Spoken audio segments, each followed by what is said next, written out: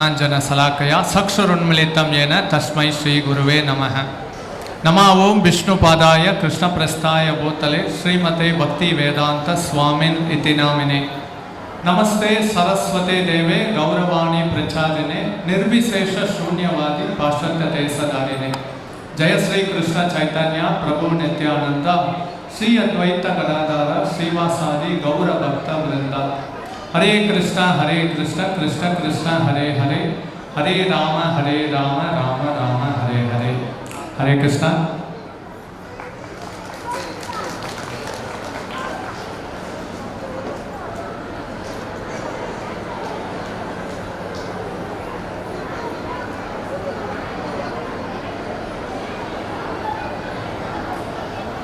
हरे Krishna. School students यारेल्लाम इंगे इरुक्कींगलो कई तूக்குங்க। School students okay. School students ओडिया पेरेंट्स அவங்க கை தூக்குங்க। Okay. Senior citizen above 60 years யாராவது இருந்தா கை தூக்குங்க। ओके। காலேஜ் ஸ்டூடண்ட்ஸ் யாராவது இருந்தா கை தூக்குங்க। ओके। எதுக்கு கேட்டா அப்படின்னா கொடுக்கக்கூடிய உபன்யாசம் 10 வயது குழந்தையிலிருந்து 70 வயது வரைக்கும் பார்த்து ஆடியன்ஸ் பலதரப்பட்டதாக இருக்கிறாங்க। ஓகே। ஸோ முதல்ல இந்த கிருஷ்ண ஜெயந்தியோடைய சிறப்பை தெரிந்து கொள்வதற்கு முன் இந்த உலகத்தில் ரொம்ப காஸ்ட்லியான விஷயம் என்ன அப்படிங்கிறத தெரிந்து கொள்ள வேண்டும்। ஸோ அப்போ காஸ்ட்லியான விஷயம் என்னன்னு தெரிந்து கொள்ளணும்னா அது சாஸ்திரத்தை தான் நாட வேண்டும்। சாஸ்திரங்கள்ல 4 வேதங்கள், 18 புராணங்கள், 108 உபனிஷத்துக்கள், இதிகாசமான ராமாயணம், மகாபாரதம் எல்லாம் இருக்கு। ஸோ இதையெல்லாம் படித்து தெரிந்து கொள்வதற்கு பல்லாயிரக்கணக்கான வருடங்கள் ஆகும்।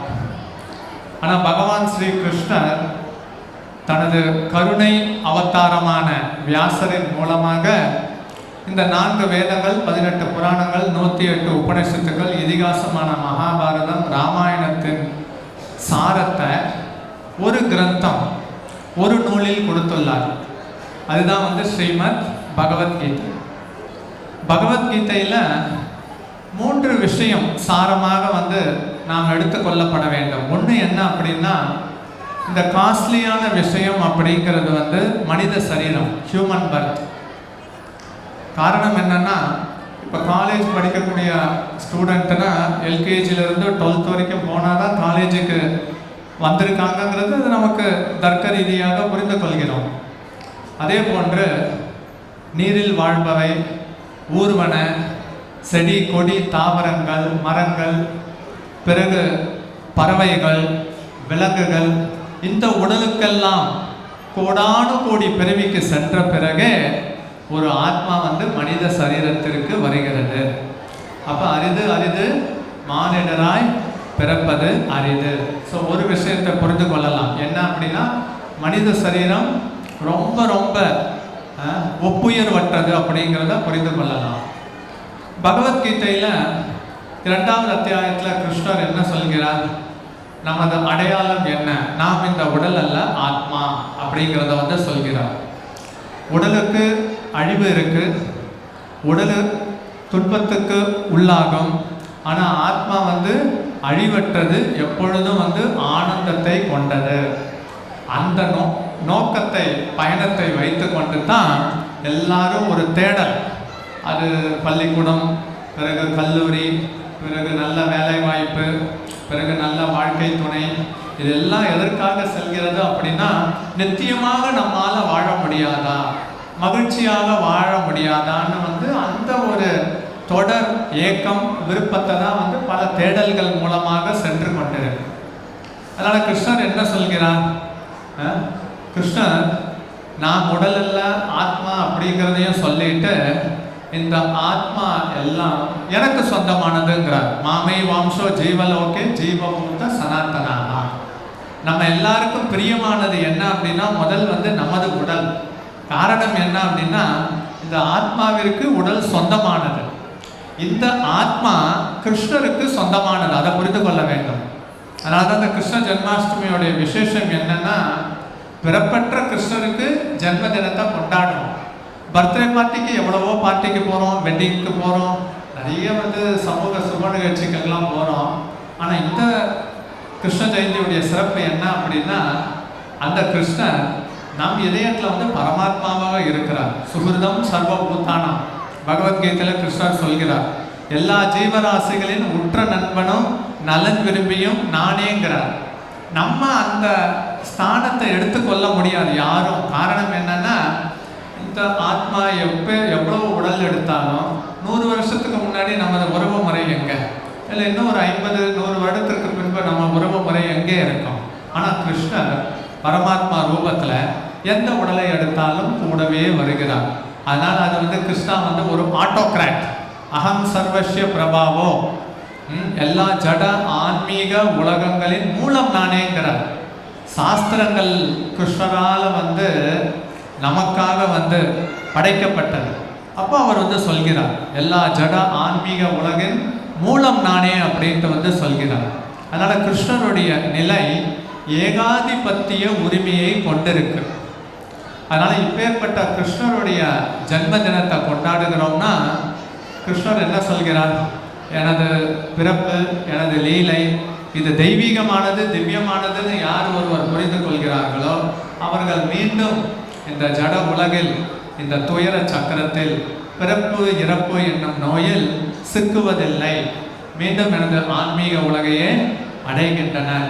எவ்வளவு பிறவிக்கு தான் அம்மாவின் கர்ப்பத்துக்குள்ளே போய் ஒவ்வொரு தடவையும் எல்கேஜி யூகேஜி ஸ்கூலு காலேஜு இதெல்லாம் சென்று கொண்டிருப்போம். அதனால் இந்த வாழ்க்கை பயணங்கிறது எப்போ கிருஷ்ண பக்தியை எடுத்துக்கொள்கிறோமோ, இந்த உலகத்தில் சாஸ்திரம் சொல்கிறது ஒரு நோய் என்ன அப்படின்னா, கொடிய நோய் பௌதீக சரீரத்தை கொண்டிருப்பது. அதனால் அந்த பௌதீக சரீர நோயிலிருந்து விடுபட வேண்டும் என்றால் பகவான் ஸ்ரீ கிருஷ்ணருக்கு பக்தி தொண்டு செய்ய வேண்டும். எந்த பிறவி எந்த உடலை எடுத்தாலும் எல்லாருக்கும் ஒரு அப்பா அம்மா இருப்பாங்க. ஆனால் எல்லா பிறவிலையும் குரு கிருஷ்ணர் கிடைக்க மாட்டார். கிடைக்கும் பட்சத்தை அதை சரியாக பயன்படுத்தி நாம் நமது வாழ்வின் பூரணத்துவத்தை இலக்கை அடைய வேண்டும். ஆனால் இப்போ உள்ள சமூகம் உங்களுக்கு எல்லாம் தெரியும், மொத்த உலகமும் கைபேசியில் சுருக்கிடுச்சு. பெரும்பாலான நேரம் ரீல்ஸை பார்த்துட்டு மேலே எடுக்கிறதுக்கே டைம் இல்லை. அந்த ரீல்ஸில் அது 99.99% 99.99% ரெஸ்ட்லெஸ் மைண்டுனால கிரியேட் பண்ண ப்ராடக்ட் தான், வேற ஒன்றுமே இல்லை. அதாவது ஃபன் என்டர்டைன்மெண்ட் அது ஒரு பக்கம். வாழ்க்கையை வீணடிக்க வேண்டும் அப்படின்னா இந்த கலியுகத்தில் பொதுவாக பார்த்தோம் அப்படின்னா கைபேசியில் ஒன்றுன்னா இந்த 3 தான் இருக்குது, ஒன்று யூடியூப்பு, ஃபேஸ்புக்கு, இல்லை இன்ஸ்டாகிராம் தான். ஆனால் வாழ்க்கையில் எவ்வளவோ விஷயங்கள் எல்லாம் புரிந்து கொள்ள வேண்டியதெல்லாம் இருக்குது அப்படிங்கிறத பார்க்கலாம். அதனால் உடல் இல்லை ஆத்மா இதை யாராவது கற்றுக் கொடுத்துருக்கிறார்களா? கிளி கூண்டுக்குள்ளே இருக்குது, அந்த கூண்டுக்கு நல்லா வர்ணம் பூசி கிளிக்கு கோவாப்பழம் இல்லை உணவு ஊட்டப்படாத பட்சத்தில் கிளி சந்தோஷமாக இருக்க இயலாது. அதே போல் ஆத்ம தளத்தில் நாம் செயல்படாத பட்சத்தில் நம்மளால் மகிழ்ச்சியாக இருக்க முடியாது. நம்ம வாழ்க்கையை ரெண்டாக பிரிச்சுக்கிட்டோம். ஒன்று என்னென்னா ப்ரொஃபஷ்னல் லைஃப், ரெண்டாவது ஃபேமிலி லைஃப். ஆனால் சாஸ்திரம் என்ன சொல்கிறது, ஆன்மீக வாழ்க்கையும் கூட சேர்த்துக்கிட்டேன்னு தான் சொல்கிறாங்க. எதையும் கைவிட வேண்டிய அவசியம் இல்லை. எவ்வளவு பூஜ்ஜியம் இருந்தாலும் அந்த பூஜ்ஜியத்திற்கு முன்னே 1 இருந்தால் தான் அந்த பூஜ்ஜியத்துக்கு வேல்யூ. அதே போல் 9 மணியிலிருந்து 6-7 மணி வரைக்கும் ப்ரொஃபஷ்னல் லைஃப், ஒன்று வேலைக்கு செல்வார்கள், இல்லை வணிக வியாபாரம். பிறகு 7 மணியிலிருந்து இரவு 10 மணி வரைக்கும் குடும்பத்துடன் செலவிடுதல். காலங்காத்தால 4:30 மணியிலிருந்து 6:30 மணியில் 5 மணியிலிருந்து 7 மணி ஒரு 2 மணி நேரம் பகவானுடைய நாமத்தை உச்சரிப்பது, பகவத்கீதையை பாகவதத்தை படித்தோம் அப்படின்னா அவங்க எல்லாம் சூப்பர் இன்டெலிஜென்ட். அவங்க வாழ்க்கையை வாழ்க்கையின் தத்துவத்தையும் வாழ்க்கையின் பயனையும் அறிந்துள்ளார்கள். இப்போ உள்ள படிப்புகள் எல்லாம் பார்த்தீங்க அப்படின்னா நவீன தொழில்நுட்பம் கிருஷ்ணரை ஒதுக்கிட்டு அதை மட்டும் ஃபோக்கஸாக படிக்கிறத பார்க்கலாம். ஸ்டூடெண்ட்ஸ், நீங்கள் இந்த காலேஜ் ஸ்டூடெண்ட்ஸ் ஃபார்மசி ஸ்டூடெண்ட்டா நர்சிங் ஸ்டூடெண்ட்டா? நர்சிங் ஸ்டூடெண்ட்ஸுக்கு என்ன சப்ஜெக்ட் வரும்? மேபி அனாட்டமி வரும், ஃபிசியாலஜி வரும். அனாட்டமினா என்ன? உடல் கூராய்வுகளை வந்து பார்க்கறது. நம்ம வந்து கிருஷ்ணரை கூட சேர்த்துக்கிட்டோம்னா நமது படிப்பின் கண்ணோட்டம் எப்படி மாறும் அப்படின்னா, இப்போ இந்த மூளைன்னு வரும் பொழுது மூளையை தனியாக வந்து இப்போ இறந்து போன உடல்ல இருந்து எக்ஸிபிஷனில் எடுத்து வச்சா அது வேலையை செய்யுமா? ஆனால் உடலுக்குள்ள ஆத்மா இருக்கும் பட்சத்தில் அந்த உடல் எப்படி வந்து செயல்படுவதையும் அதிசயத்தக்க விஞ்ஞான கண்டுபிடிப்புகளையும் கண்டுபிடிக்கிறத வந்து பார்க்கலாம். இந்த உடல் உள்ள ஆத்மா இருக்கிற வரைக்கும் தான் வந்து மதிப்பு. ஆத்மா போய்விட்டது அப்படின்னா அதுக்கு மதிப்பு இல்லை. அப்போ அந்த ஆத்மா அந்த உணர்வு எப்படி வந்து அந்த உடலை எல்லாம் இயக்குகிறதுங்கிற பார்க்கலாம். நம்ம வந்து புதுசாக ஏதோ அமேசான், ஃப்ளிப்கார்ட்டில் ஆஃபர் வந்தால் சூப்பர் கேமரான்ட்டு வாங்கிடுறோம். பகவான் ஸ்ரீகிருஷ்ணர் இயற்கையாக கண்ணுங்கிற கேமராவை வந்து கொடுத்துருக்கிறார். பல அதிசயங்களை கண்டு வியக்கிறோம்.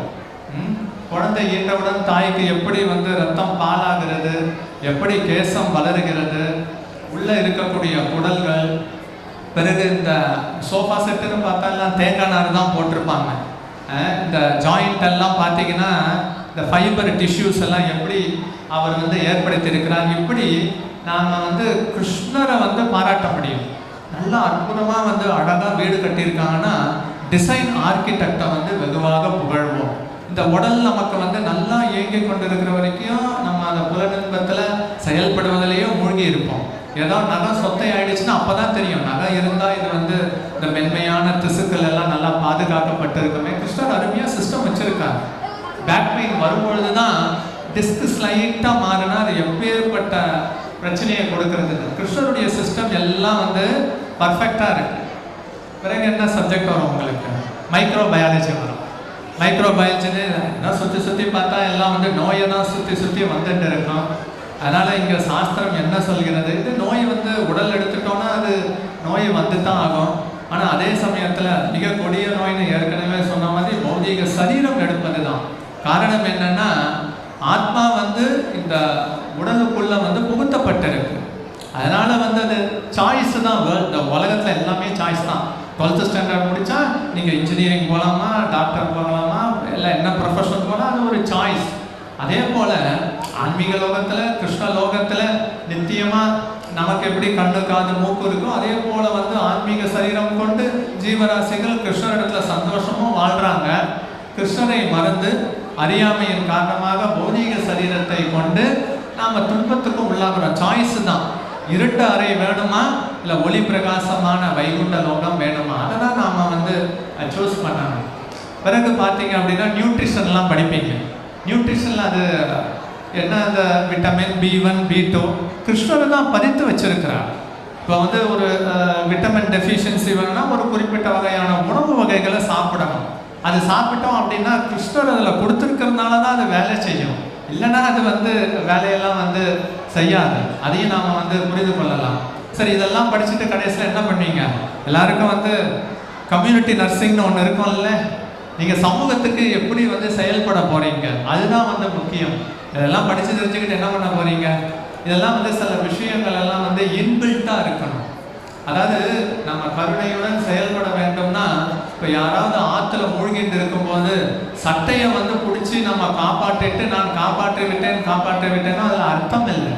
நம்ம கூட இருக்கக்கூடிய உறவு முறைகள் இடத்துல நாம் நல்லா உடலை பேணி பாதுகாப்பதற்கு உண்டான கவுன்சிலிங் எல்லாம் கொடுத்துட்டு உடலுக்குள் இருக்கக்கூடிய ஆத்மாவை அம்போடு கைவிட்டுட்டோன்னா அதுக்கு என்ன அர்த்தம்? நிறையா பொதுவாக இயல்பு தான். யாராவது நமக்கு விருப்பப்பட்டவங்க, வேண்டியப்பட்டவங்க, பிரியமானவங்க உடலை விட்டுட்டாங்கன்னா ரொம்ப துக்கம் இருக்கும். ஆனால் சாஸ்திரம் என்ன சொல்றதுன்னா, அந்த உடலுக்குள்ள ஆத்மா இருக்கும்போது நீங்கள் அவங்களுக்கு என்ன செஞ்சீங்க, நீங்கள் அவங்களுக்கு எந்த விதத்தில் பயன்படும் விதத்தில் நீங்கள் வந்து செயல்பட்டீங்க. ஆத்மா போன பிறகு அது வெறும் ஜடம் தான். அது ஜடத்தை வைத்துக்கொண்டு அதுதான் வந்து சாஸ்திரம் என்ன சொல்கிறது, பகவத்கீதை, வாழ்பவர்களுக்காக யாரும் சந்தோஷமும் படுறதில்லை, உடலை விட்டவர்களுக்காக யாரும் வந்து துக்கப்படுவதில்லை.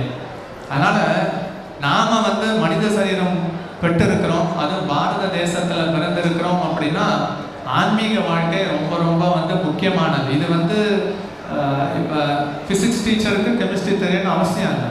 மெடிக்கல் ப்ரொஃபஷன் இருக்கிறவங்க வந்து இன்ஜினியரிங் படிக்கணும்னு அவசியம் இல்லை. ஆனால் வாழ்க்கை ஓடும். இதெல்லாம் வந்து இந்த உடலை பராமரிப்பதற்காக பல பௌதிக படிப்புகள் படிக்கிறோம். கூடவே வந்து நாம் இந்த உடல் எல்லாம் ஆத்மான்னு தெரிஞ்சுக்கிட்டோம்னா, ஆத்மாவுக்கு சொந்தக்காரர் யார், கிருஷ்ணர் அப்படின்னு தெரிந்து கொண்டோம்னா, அந்த பக்தி தளத்தில் நாம் சேவை செய்யும் பட்சத்தை தான் மகிழ்ச்சியாக இருக்க முடியும். இல்லைன்னா வெளிப்புறத்தில் ஹவாரியோ ஐ எம் ஃபைன்னு சொல்லலாம், ஆனால் உள்ளுக்குள்ள எல்லாம் வந்து வலி, டிப்ரெஷன் தான் இருக்கும். உள்ளுக்குள்ள வந்து சந்தோஷம் இருக்காது. ஆன்மீக வாழ்க்கையை பயிற்சி செய்கிறோம்னா வெளிப்புற சூழ்நிலை நம்ம எந்த விதத்திலும் வந்து பாதிக்காது. எவ்வாறு தாமரை இலை நீரில் எப்படி தான் முக்கினாலும் ஈரப்பதம் ஒட்டாதோ, அதே போல் இந்த பௌதிக லோகத்தில் பலவிதமான விஷயங்கள் ஒவ்வொருத்தவங்களுக்கும் அந்த ஃபிசிக்கல் கண்டிஷனிங் அதை வந்து பாதிக்கும். அதிலிருந்து எவ்வாறு விடுபடுவது, எப்படி விடுபடுறது அப்படின்னா ஆத்ம நாணம் இருக்கும் பட்சத்தில் தான் அது வந்து நம்மை வந்து விடுவிக்கும். அதனால் கிருஷ்ணர் சொல்லக்கூடிய விஷயம் என்ன அப்படின்னா, என்னிடத்தில் சரணடைய வேண்டும். சரணடைய வேண்டும்னா நம்ம என்ன நினைத்துப்போம் அப்படின்னா, நம்ம எல்லாத்தையும் வந்து துறந்து விட வேண்டுமான்னு. ஒரு விஷயத்தை அடிப்படையில் புரிந்து கொள்ளுங்கள். பிறக்கும் பொழுது எதையும் எடுத்துட்டு வரல. கிருஷ்ணர் தான் இந்த உலகத்தை படைத்திருக்கிறார். அவர்கள் செய்த கர்மத்திற்கும் ஒரு கோட்டா வந்து கொடுத்திருக்கிறார். அதே போல நாம் இந்த உலகத்தை விட்டு செல்லும் பொழுதும் அவரவர்கள் தனியாக விமானத்தை தான் ஓட்டியாக வேண்டும். யாரும் நம்ம கூட வரப்போறதில்லை. அதனால தான் வந்து நிதர்சனமான உண்மைகளை அனுபவபூர்வமாக தெரிந்து கொண்டு சாஸ்திரத்தை நீங்கள் நாட்டிங்கன்னா, முதல்ல வந்து இங்கிலீஷ் சரளமாக பேசினாலும் ABCD 27 லெட்டர் தான். முதல்ல அடிப்படையான விஷயம், நாம் உடல் அல்ல, ஆத்மாங்கிறது என்ன தகவல் கிருஷ்ணர் கொடுக்கிறார், இந்த உடலுக்கு அப்பாற்பட்டும் ஒரு நித்தியமான வாழ்க்கை இருக்குங்கிற ஒரு நம்பிக்கையை வந்து நம்ம இடத்துல வந்து கொடுக்கிறார். சரி, இந்த பிறவி தான் ஒரே பிறவி அப்படின்னு எடுத்துக்கொண்டால் என்ன ஆகும்? மற்றவர்களை வஞ்சிக்க வேண்டும், ஏமாற்ற வேண்டும், இந்த ஒரு பிறவிலேயே நான் எல்லாத்தையும் அனுபவிக்க வேண்டும், இப்படி வந்து சுயநலமாக அசுரர்களை போல செயல்படுவது தான் வந்து உலக இயல்பு. ஆனால் நாம் கிருஷ்ணரை மகிழ்விக்கும் பட்சத்தில் என்ன ஆகும்னா, நம்மளுடைய பிரச்சனைகள் எல்லாம் வந்து தூர விலகி சென்று விடும். அதுதான் வந்து இதெல்லாம் வந்து டேஞ்சிபிள், கண்ணால் வந்து பார்க்கக்கூடிய விஷயம். அதனால தான் எதை கேட்கிறோமோ அதுதான் சிந்தனையாக மாறும், சிந்தனை தான் வந்து பேச்சாக மாறும், பிறகு பேச்சு தான் வந்து செயல்பாடாக மாறும், செயல்பாடு தான் வந்து பழக்க வழக்கமாக மாறி, பிறகு சுபாவமாக மாறி, பிறகு குணமாக மாறி, பிறகு அது சமூகத்தில் வெளிப்படுகிறது. என்ன இன்புட்டு போதுன்னா அது அவுட்புட் வரும். உலகம் வந்து சின்ன வயசு 3 வயசு குழந்தையிலிருந்து, அதுலேயும் வந்து சின்ன வயசு குழந்தைங்க தான் வந்து மொபைல் அடிக்ட்னு இல்லை, 60-70 வயசுல இருக்கிறவங்களும் அடிக்டாக தான் இருக்கிறாங்க. வாழ்வின் பூரணத்துவம் என்னன்னு தெரியாமல் இருக்கும் பட்சத்தில் அவங்க அப்படியே வந்து டைம் பாஸ் பண்ணிட்டு இருப்பாங்க. ஆனால் அதில் ஒரு ஆபத்து இருக்குது. என்ன அப்படின்னா, தினந்தோறும் சூரியன் உதிக்கிறது, அஸ்தமானம் ஆகிறது. நீர் குமிழியை போல நம்ம இப்போ பேட்டரி சார்ஜ் பண்ணால் 100%, 90, 80 வரும்போது ஆயுள் அதெல்லாம் வந்து நிர்ணயிக்கப்பட்டிருக்கு. இப்போ கன்ஃபார்மாக ஒருத்தவங்க 100 வருஷம் வாழ்வாங்க அப்படின்னா நீங்கள் 80 வயசில் கூட எடுத்துங்க பக்தி தொண்டு. ஆனால் 80 வயசு வரைக்கும் கன்ஃபார்மாக கேரண்டி இருக்கா, உத்தரவாதம் இருக்கா? இல்லை அப்படியே இது வாழ்ந்தாலும் நமது உடல் உறுப்புகள் எல்லாம் வந்து சரியாக வந்து செயல்படுமா? மாயா அப்படி என்னன்னா, இப்போ எப்படி நம்மளோட நிலைமை இருக்கோ இப்படித்தான் 60, 70, 80 வயசுலையும் இருக்கும் அப்படின்ட்டு வந்து இல்லாததை வந்து இருப்பதை போல நமக்கு வந்து காண்பித்து விடும். இருந்தாலும் லேட்டாக வந்தாலும் லேட்டஸ்ட். பாகவதத்தில் ஒரு அற்புதமான கதை இருக்கு. கட்மங்க மகாராஜ் அவர் தேவர்களுக்கு ஆதரவாக செயல்பட்ட போது தேவர்கள் அவங்களுக்கு ஒரு ஆசீர்வாதத்தை கொடுக்குறார். அப்போ கேட்குறாரு, எனக்கு எவ்வளவு இன்னும் ஆயுள்னு.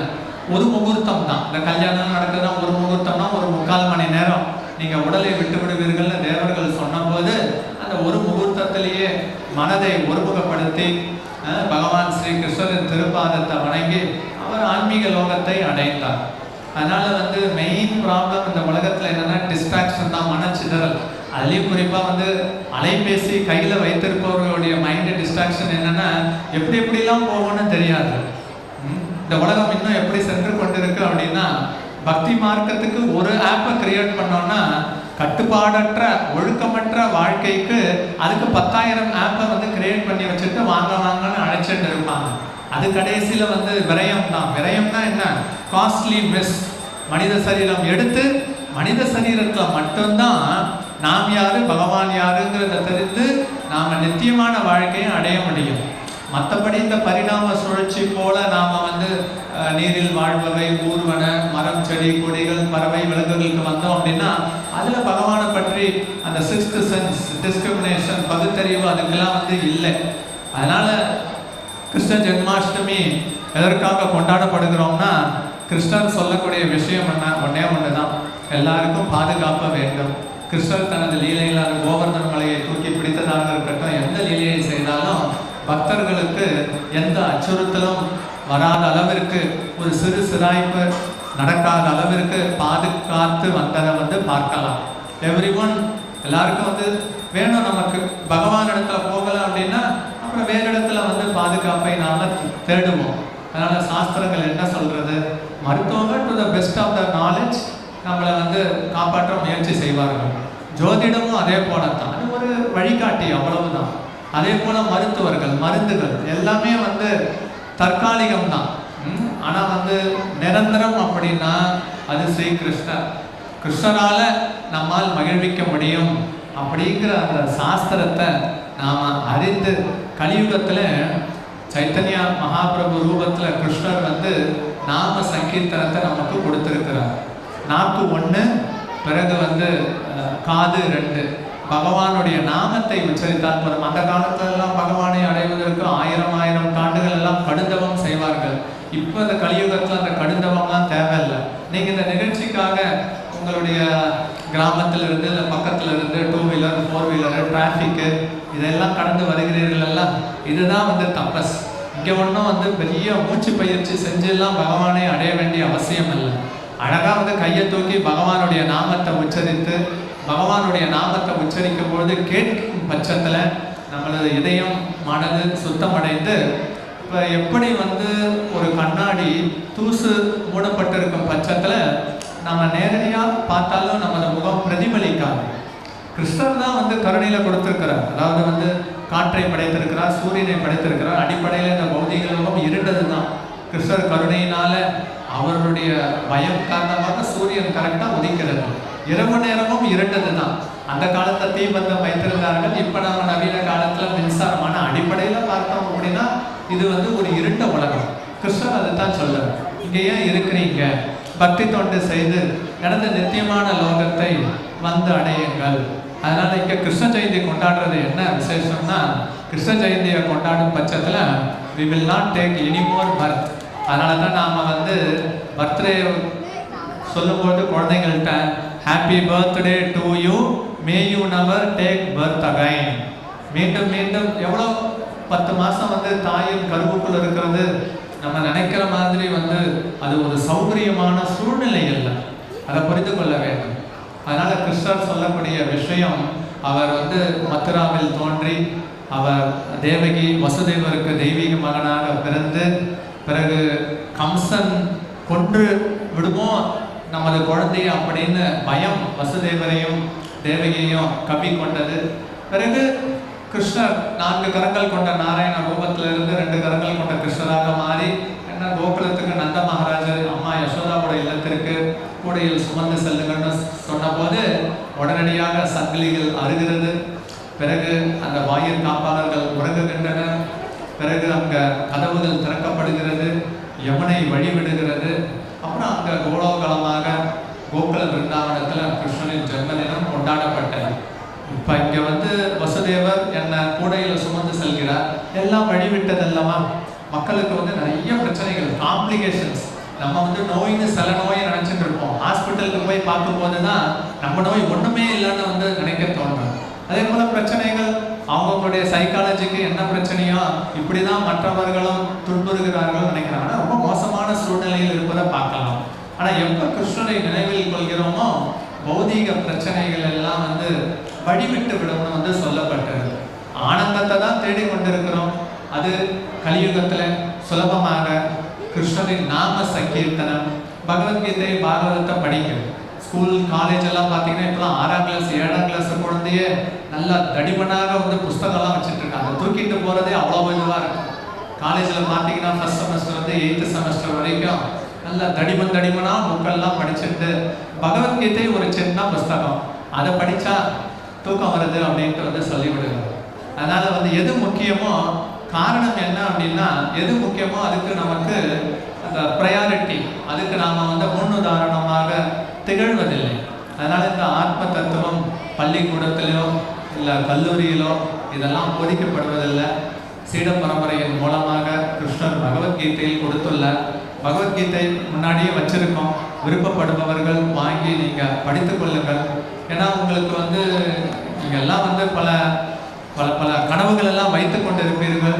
பெரிய பெரிய கம்பெனி சிஇஓ ஆகணும், பெரிய பெரிய இதெல்லாம் வரணும்னு. அது தப்பு இல்லை. ஆனால் பகவத்கீதை ஆன்மீக தளத்தில் ஆத்ம தளத்தில் செயல்படாமல் நாங்கள் பார்த்த வரைக்கும் பார்த்தோம் அப்படின்னா பெரிய பெரிய ஜிஎம், வைஸ் பிரசிடென்ட், எம்டி எல்லாம் டிப்ரெஷனில் தான் இருக்காங்க. காரணம் என்ன அப்படின்னா அது பௌதிக தளத்திலே செயல்பட்டு அது அவங்கள்ட்ட வந்து இன்பில்ட்டாக இல்லை. கம்பெனி நல்லா ஓடுற வரைக்கும் ஆஹா ஓஹோன்னு இருப்பாங்க. கம்பெனி வந்து நலிந்துட்டு இருக்கு, வெளியில் போங்க அப்படின்னா துவண்டு விடுவேன். அப்படியே அவங்க லட்சக்கணக்கில் சம்பளம் வாங்கினான்னு சொல்கிறாங்க. உள்ளுக்குள்ளே எங்ககிட்ட வந்து மகிழ்ச்சி இல்லை. இந்த பகவத்கீதை படித்தா எங்களுக்கு மகிழ்ச்சி கிடைக்குமா, இந்த ஹரே கிருஷ்ணா மகா மந்திரத்தை உச்சரித்தா எங்களுக்கு மகிழ்ச்சி கிடைக்குமா, இப்படித்தான் வந்து ஓடிக்கொண்டிருப்பதை வந்து நாம் பார்க்கலாம். அதனால் இது வந்து பசிப்பவர்களுக்கு சாப்பிட்டால் அது யாரும் சர்டிஃபிகேட் கொடுக்க வேண்டிய அவசியம் இல்லை. நீங்கள் பகவானுடைய நாமத்தை நாம சங்கீர்த்தனம் செய்து பகவத்கீதை பாகவதம் பக்தர்களுடைய சங்கத்தில் இருந்து கேட்டீங்க அப்படின்னா அது இன்பில்ட்டாக இருக்கும். மற்றவங்க வந்து நமக்கு அது வந்து ஒரு விதத்தில் பார்த்தோம் அப்படின்னா அமைதிக்கும் மேலாக மகிழ்ச்சிக்கும் மேலான ஒரு பேரானந்தத்தை வந்து நாம் அடையலாம். அதனால தான் இந்த நிகழ்ச்சி வந்து அகில உலக கிருஷ்ண பக்தி இயக்கம் இஸ்கான் சார்பாக இங்கு நடத்தப்பட்டது. இங்கேயும் வந்து வாராந்திர நிகழ்ச்சி எல்லாம் நடைபெறுகிறது. அதில் யாராவது கலந்து கொள்ள விரும்புபவர்கள் உங்களுடைய பெயர் இதெல்லாம் கொடுத்தீங்கன்னா வாட்ஸ்அப் குழுவில் இணைத்து அது சம்பந்தமான தகவல் எல்லாம் வந்து உங்களுக்கு வந்து பகிரப்படும். இப்போ கடந்த 2 மணி நேரத்தில் இங்கே இருந்தீங்க, எல்லாம் உங்களை மறந்து குடும்பத்தை மறந்து நீங்கள்லாம் வந்து மகிழ்ச்சியாக இருந்தீங்க. காரணம் என்னன்னா இங்கே கிருஷ்ணரின் நாமம் உச்சரிக்கப்படுகிறது. கிருஷ்ணன் மீதான அன்பு எவ்வாறு தட்டி எழுப்பப்படுகிறது. இப்போ பொதுவாக திருமணத்துக்கு ரொம்ப முக்கியத்துவம் கொடுக்கணும். அதுக்கு முன்னாடி பெண் யாரு, மணமகன் யாருன்னு தெரியாது. ஒரு சமுதாயம் அங்கீகரித்த பிறகு அந்த ஒரு திருமண வாழ்க்கையை வந்து நடத்துகின்றனர். ஆனால் இந்த ஆத்மாவிற்கும் கிருஷ்ணருக்கும் உண்டான சம்பந்தம் நித்தியமானது. அதனால Krishna he has unconditional love எல்லா ஜீவராசிகளுக்கும். அதனால தான் வந்து கிருஷ்ணர் பகவத்கீதை பாகவதம் மூலமாக எல்லாருக்கும் ஒரு காதல் கடிதத்தை எழுதுகிறார். To whomsoever it may concern. காரணம் என்னன்னா எல்லா ஜீவராசிகளையும் எனது அங்க துணுக்குங்கிறார். எல்லாருடைய இதயத்திலையும் கிருஷ்ணர் தான் வந்து பரமாத்மாவாக இருக்கிறார். இது நமக்கு வந்து பிடித்தவர் பிடிக்கலங்கிறதுக்கு பேச்சே இல்லை. கிருஷ்ணர் நம்ம இடத்துல கொண்டிருக்கக்கூடிய அன்பு நிபந்தனையற்ற அன்பு. அதை புரிந்து கொள்ள வேண்டும். நாம மறந்து விடுகிறோம், அறியாமையில வாழணும் முயற்சி செய்கிறோம், அஞ்ஞானத்தில் இருக்கிறோம். அஞ்ஞானம்ங்கிறது என்ன? பௌதிக சரீரத்தை நாம நினைத்து கொண்டு வாழ்க்கையை நடத்துவது. பகவத்கீதை தெல்ல தெளிவாக கொடுக்கக்கூடிய சாட்டை அடி ஒன்றுதான். You are not this body but you are pure spirit soul. அதை அடிப்படையில் புரிந்து கொண்டு அந்த தத்துவத்தை தெரிந்து கொண்டு எளிமையான முறையில் செய்யக்கூடியது தான் வந்து பக்தி தொண்டு. பகவானுக்கும் பகவானுடைய நாமத்துக்கும் வித்தியாசம் இல்லை. அதனால் எல்லாரும் கையை தூக்கி ஒரு தடவை மகா மந்திரத்தை நாம் உச்சரிப்போம். நான் சொல்ல ரிப்பீட் பண்ணுங்க. ஹரே கிருஷ்ணா ஹரே கிருஷ்ணா கிருஷ்ணா கிருஷ்ணா ஹரே ஹரே ஹரே ராமா ஹரே ராமா ராமா ராமா ஹரே ஹரே ஹரே கிருஷ்ணா ஹரே கிருஷ்ணா கிருஷ்ணா கிருஷ்ணா ஹரே ஹரே ஹரே ராமா ஹரே ராமா ராமா ராமா ஹரே ஹரே. இங்க நாக்கு இல்லாத ஜீவராசிகளும் இருக்கின்றனர். அதனால அவங்களுடைய நன்மைக்காக உறக்க உச்சரிப்போம். ஹரே கிருஷ்ணா ஹரே கிருஷ்ணா கிருஷ்ண கிருஷ்ண ஹரே ஹரே ஹரே ராமா ஹரே ராமா ராம ராம ஹரே ஹரே. தர்மம்ங்கிறது ஒரு பொருள். நாட்டு தலைவர்கள் பிரஜைகளுக்கு சேவை செய்கின்றனர். ஆத்மாவின் தர்மம் ஜீவேர சொரூபகை கிருஷ்ணேர நித்தியதாஸ். கிருஷ்ணருக்கு எப்பொழுதும் வந்து சேவை செய்வது தான் ஆத்மா அழகு. எந்தெந்த பொருள் எந்தெந்த இடத்துல இருந்தாலும் அதுதான் அழகு.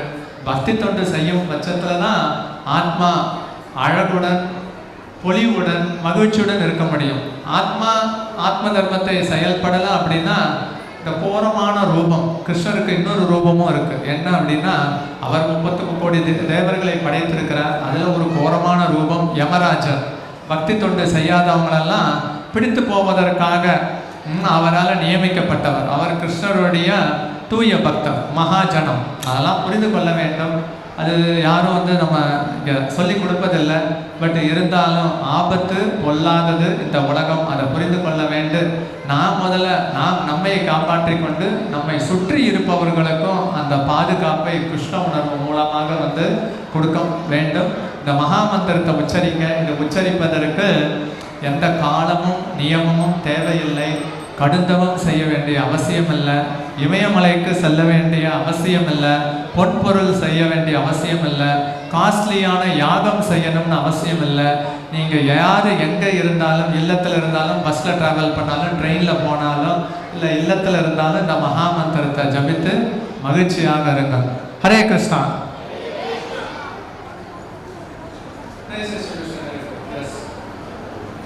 விஜயலட்சுமி மாதாஜி, ஆரத்தி முடிந்த பிறகு பிரைஸ் டிஸ்ட்ரிபியூஷன். சூப்பர் இன்டெலிஜென்ஸாக இருந்து அவங்க காலேஜ் ஸ்டூடெண்ட் எல்லாம் வந்து கொண்டு வந்திருக்காங்க. அவங்க பார்த்தீங்க அப்படின்னா அவங்க மெட்டீரியல் லைஃப், ஸ்பிரிச்சுவல் லைஃப்பில் எப்படி ஒரு முன் உதாரணமாக திகழ்கிறாங்க அப்படின்ட்டு வந்து பார்க்கலாம். ஸோ அதே மாதிரி நீங்களும் வந்து லெசன்ஸை எடுத்துட்டு நீங்களும் உங்களுடைய வாழ்க்கையில் உங்களுடைய எதிர்காலத்தை வந்து பிரகாசமாக்கி கொள்ளுங்கள். ஸோ இப்போ ஆரத்தி நிகழ்ச்சி நடைபெறும்.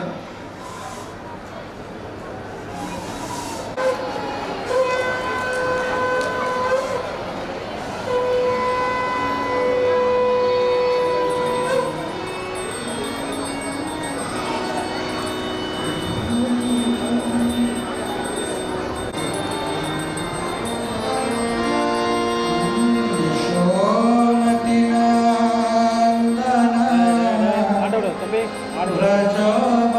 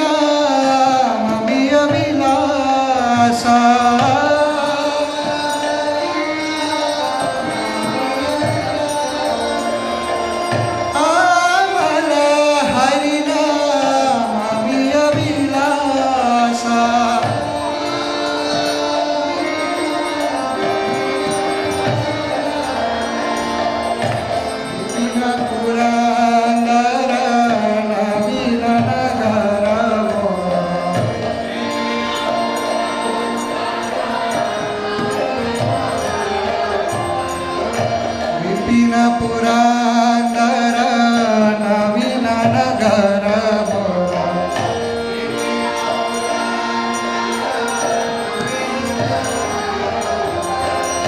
मुंशी बदन सुवासा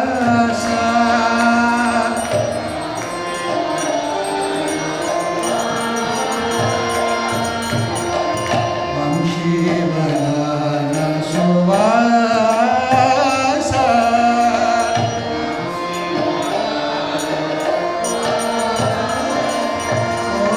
यशोमती नंदन ब्रज भरनागर गोकुल रंजनकाना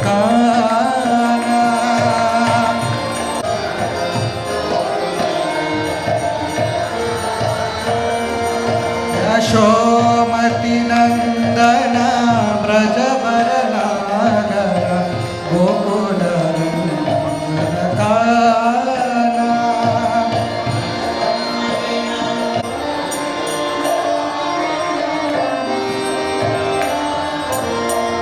व्रज जन पालन सुकुल नाशन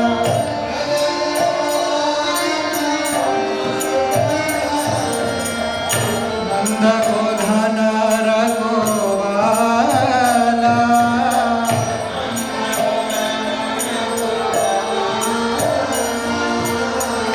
नंद गोधन रघुवाला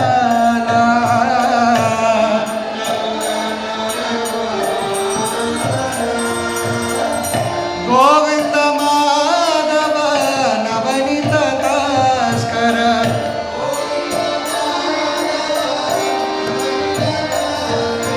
गोविंद माधव नवनीत तस्कर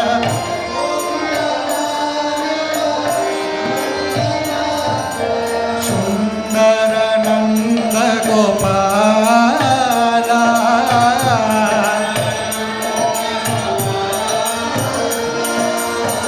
सुंदर नंद गोपाला नागर गोकुल रंजनकाना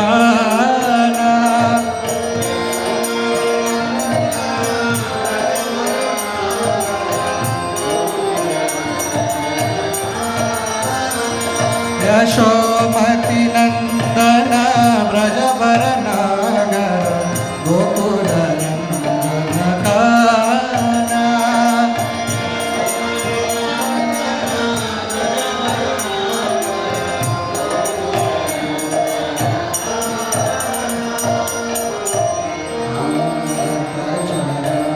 गोपी वसन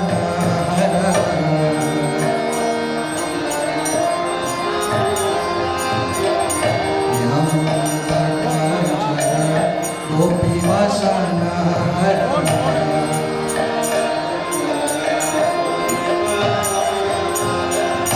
रास रसिका कृपा मोया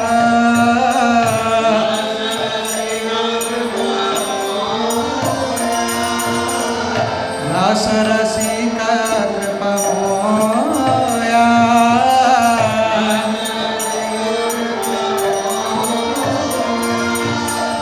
श्री राधा वल्लभ वृंदावन नटवर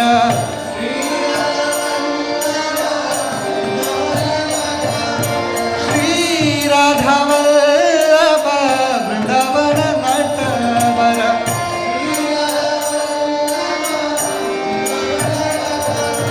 भक्ति विनोद श्रया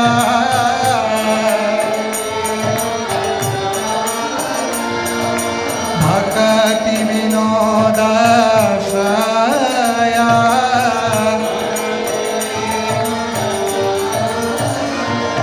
यशोमती नंदन ब्रज भरनागर गोकुल रंजनकाना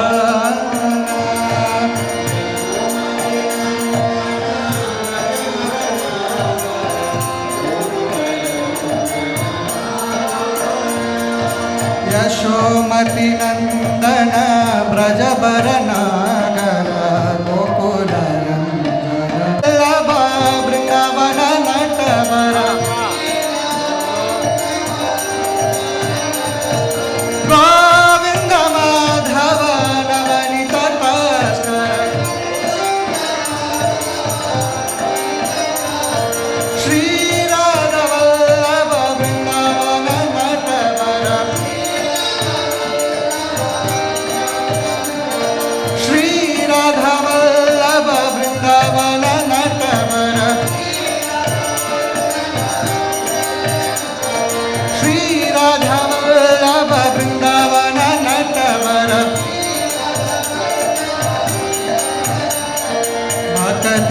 विनोदाश्रया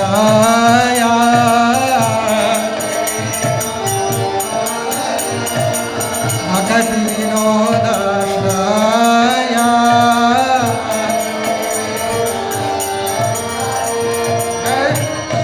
श्याम सुंदरा दशम सुंदरा दे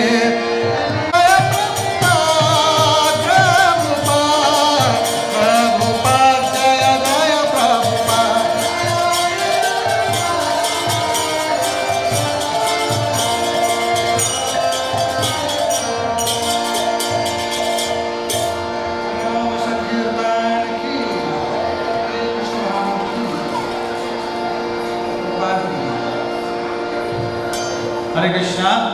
ஸோ ஒரு அனௌன்ஸ்மெண்ட், குவிக் அனௌன்ஸ்மெண்ட். இன்னைக்கு பகவத்கீதா புக்கு வந்து ஆக்சுவல் ப்ரைஸ் வந்து 350 ரூபா. இன்னைக்கு திருவண்ணாமலையில் இங்கே ப்ரோக்ராம் பண்ணுறதுனால எல்லா மக்களுக்கும் போய் சேரணும் அப்படிங்கிறதுக்காக 350 ரூபா புக்கு 200 ரூபா. ஸோ பின்னாடி வந்து புக் டேபிள் இருக்குது. நீங்கள் பகவத்கீதை யாருக்கெல்லாம் வீட்டில் இருக்கணுமோ, எல்லா வீட்லையும் இருக்கணும், முக்கியமான புத்தகம். ஸோ யாருக்கெல்லாம் வேணுமோ அவங்க வந்து பின்னாடி வாங்கிக்கலாம். 200 ரூபா இன்னைக்கு.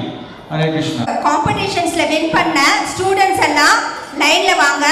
எந்த ஆர்டர்ல வாசிக்க போறோம்னா, ஃபர்ஸ்ட் கலரிங் காம்படிஷன்ஸ்ல வின் பண்ண students first standard A section முதல்ல, பி செக்ஷன் முதல்ல, அடுத்து சி செக்ஷன், அடுத்து டி செக்ஷன், அந்த ஆர்டர்ல வந்துருங்க. கலரிங் காம்படிஷன்ஸ்ல ஃபர்ஸ்ட் பிரைஸ் ஃபர்ஸ்ட் ஸ்டாண்டர்ட் இருக்கிற பசங்க முதல்ல வாங்க.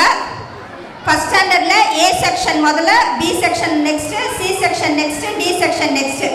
பேரண்ட்ஸ்லாம் அப்புறம் வாங்க. அதே ஆர்டர்ல நின்னீங்கன்னா நம்ம டக்குன்னு வின் பண்ணிடலாம். நெக்ஸ்ட் செகண்ட் ஸ்டாண்டர்டு கலரிங் காம்படிஷன்ஸ்ல, next third standard, next fourth standard, அந்த ஆர்டர்ல வந்து நில்லுங்க. ஆர்டர் வந்து A section, B section, C section, D section, அந்த ஆர்டர்ல. ஓகேவா? நெக்ஸ்ட் சிஷ்டிதா சாங் பாடின சிஷ்டிதா இருக்கீங்களா? சிஷ்டிதா ஓகே. கனிஷ்கா, கனிஷ்கா யாருமா?